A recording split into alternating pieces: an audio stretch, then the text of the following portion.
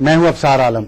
کچھ دن پہلے ہم نے ایک پروگرام کیا تھا جس میں ہم نے اس بات کو زیر بحث لائے تھے کہ کراچی میں جو سیاسی جماعتیں ہیں وہ ملوث ہیں اس ٹارگٹ کلنگ میں جو مختلف لوگ کراچی میں مارے جا رہے ہیں. اور کل سے ہم دیکھ رہے ہیں کہ اخبارات میں ایسی رپورٹس شائع ہونی شروع ہو گئی ہیں جو حکومت نے خود بنائی ہیں, اور ان رپورٹس کے مطابق کراچی کی جو ٹارگٹ کلنگ ہے, کراچی میں جو بے گناہ لوگ مارے جا رہے ہیں, اس میں تقریباً تمام سیاسی جماعتیں شامل ہیں سوائے پاکستان پیپلز پارٹی کے. اور پاکستان پیپلز پارٹی اس میں کیوں شامل نہیں ہے اس پر بھی ہم بات کریں گے. لیکن آج بھی آپ نے اخبارات میں دیکھا ہوگا ایک بہت بڑی رپورٹ, جوائنٹ انٹروگیشن رپورٹ ہے جو تیار کی ہے, اور اس میں پاکستان کی اسٹیٹ کے تمام ادارے اس میں شامل ہیں, جس میں ISI ہے, MI ہے, CID ہے, اسپیشل برانچ ہے اور رینجرز بھی ہے. ان تمام نے مل کر ایک رپورٹ تیار کی ہے جس میں 2010 کے دوران جو جتنی بھی ٹارگٹ کلنگ کراچی میں ہوئی ہے اس میں جس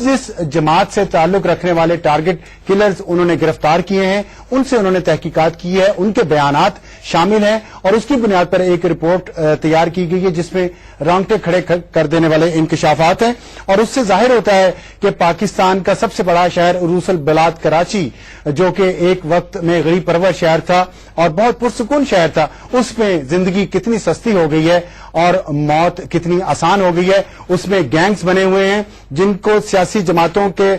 بڑے بڑے لیڈر جن کی تاریں ہلاتے ہیں. کچھ لوگ اس ملک سے باہر بیٹھے ہوئے ہیں اور وہ کنٹرول کرتے ہیں کراچی میں, جس کی زندگی اور موت کا فیصلہ کرنا ہو. خدا ہی ہم تو سوچتے تھے کہ کسی کی زندگی اور موت کا فیصلہ کرتا ہے, لیکن اس رپورٹ کو دیکھ کر اندازہ ہوتا ہے کہ پاکستان کے سب سے بڑے شہر کراچی میں کچھ سیاسی جماعتیں لوگوں کی زندگی اور موت کا فیصلہ کر رہی ہیں. 179 صفحات کی یہ رپورٹ ہے جو ہم ابھی آپ دکھائیں گے, اور اس میں وہ تمام ہوش اور بات تفصیلات ہیں جو کسی فلم کا موضوع لگتی ہے, اور لگتا ہے کہ یہ شاید فلموں میں ہی ہوتا تھا, لیکن ہم دیکھ رہے ہیں کہ حقیقی زندگی میں کراچی میں یہ سب کچھ ہو رہا ہے, اور ہماری حکومت جو ہے وہ کچھ بھی کرنے سے قاصر ہے. کیوں قاصر ہے اس پر ہم آپ سے بات کریں گے, لیکن میں آپ کو تھوڑا سا اس سے پہلے بتانا چاہتا ہوں کہ ڈاکٹر ذوالفقار مرزا صاحب نے کچھ دن پہلے اپنے عہدے کا چارج چھوڑا ہے, اور انہوں نے جانے سے پہلے یہ کہا تھا کہ جب میں چلا جاؤں گا تو کراچی میں ٹارگٹ کلنگ رک جائے گی, لیکن ہم نے دیکھا کہ ان کے جانے کے بعد بھی کراچی میں ٹارگٹ کلنگ جاری رہی ہے. انہوں نے یہ کہا تھا کہ MQM یہ چاہتی ہے کہ میں چلا جاؤں اور مجھے نکالنے کے لیے ساری ٹارگٹ کلنگ ہو رہی ہے, لیکن آج بھی کراچی میں 3 لوگ مارے گئے جس میں MQM کے کارکن جو ہیں وہ ہلاک ہوئے, اور کل بھی کراچی میں MQM حقیقی کے 2 سینئر عہدیداروں کو مار دیا گیا, اور اس کی وجہ سے کراچی میں کافی کشیدگی جاری ہے. ہم نے آج اس پروگرام کے لیے MQM کو خاص طور پر دعوت دی تھی, لیکن ان میں سے کسی نے بھی آنے سے انکار کر دیا اس پروگرام میں, اور ہماری جو اطلاعات ہیں اس کے مطابق جو آج رپورٹ شائع ہوئی ہے اخبارات میں, اور انصار عباسی صاحب نے وہ رپورٹ شائع کی ہے, اس رپورٹ کی وجہ سے MQM جو ہے وہ اپنی حکمت عملی پر غور کر رہی ہے, اس لیے وہ میڈیا پر آنے سے گریزاں ہے. اور دیکھیں گے کہ اس میں کیونکہ سب سے جو زیادہ گرفتار لوگ ہیں ٹارگٹ کلرز, ان کا تعلق اس رپورٹ کے مطابق یہ دعویٰ کیا گیا ہے کہ ان کا تعلق MQM سے ہے. 14 لوگ ہیں, MQM حقیقی سے 3 لوگوں کا تعلق ہے, لشکر جنگوی سے 5 لوگوں کا تعلق ہے, سپاہ صحابہ پاکستان سے 2 کا, ANP سے 1 کا, اور سپاہی محمد سے 1 کا. ہم آپ کو دکھائیں گے, لیکن اس سے پہلے ہم آپ کو کچھ سلائیڈز دکھانا چاہتے ہیں. ہم آپ کو دکھانا چاہتے ہیں اس رپورٹ کی کچھ تفصیلات جو ہمارے پاس موجود ہے, اور اس میں آپ کو دکھائیں گے یہ جو نام انہوں نے دیے ہوئے ہیں جن کا تعلق ہے. حبیب الرحمان ولد مجید الرحمان MQM سے ان کا تعلق ہے, مراد اختر ولد منہاج الدین صدیقی MQM سے, سلطان ولد محمد سلمان MQM,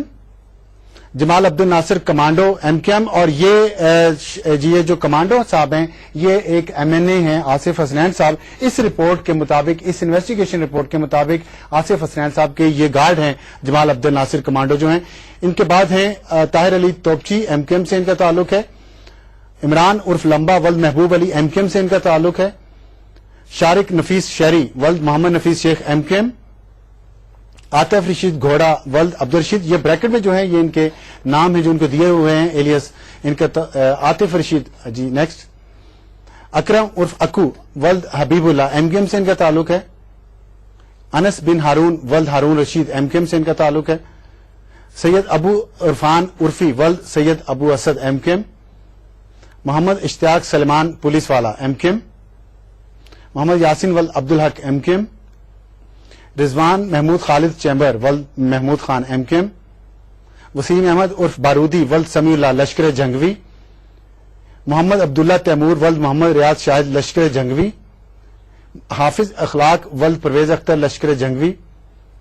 نسیم حیدر عرف فرعون ولد غلام حیدر لشکر جنگوی، آصف رشید دمبا ولد ہارون رشید لشکر جنگوی،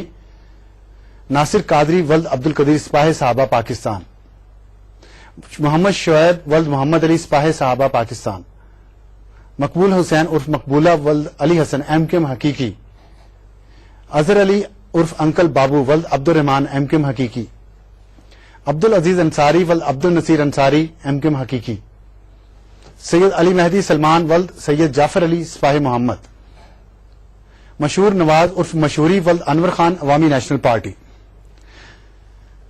تو ناظرین، یہ جو آپ نے دیکھے نام تمام سیاسی جماعتوں سے ان کا تعلق ہے سوائے پاکستان پیپلز پارٹی کے، اور اس میں اس کی وجہ کیا ہے اس پہ ہم بات کریں گے، لیکن آپ کو اس سے اندازہ ہوگا کہ کراچی کی جو صورتحال ہے، اور اتنے عرصے سے جو اخبارات میں اور مختلف میڈیا پہ یہ خبریں آتی رہتی ہیں، لیکن میڈیا کے بہت سارے چینلز اس بات کو ڈسکس نہیں کرتے کہ کراچی میں سیاسی جماعتیں جو ہیں وہ ٹارگٹ کلنگ میں ملوث ہیں۔ اور اس رپورٹ کے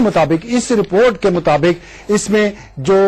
کراچی میں ٹارگٹ کلنگ کا سب سے بڑا انچارج ہے اس کا نام عدیل آغا ہے، اور اس کے